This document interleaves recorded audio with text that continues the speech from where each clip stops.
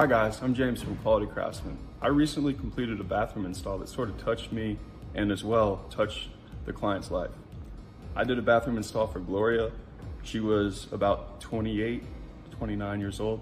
I myself am not far from that, so it was just sort of touching that I could come into her life, improve her space for her, and make her feel good, and also, more importantly, make her become more independent for herself.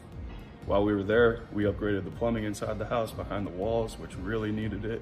Her bathroom by itself was not the prettiest, but once we left, it was absolutely gorgeous. After the project was completed, the construction to me is sort of something special because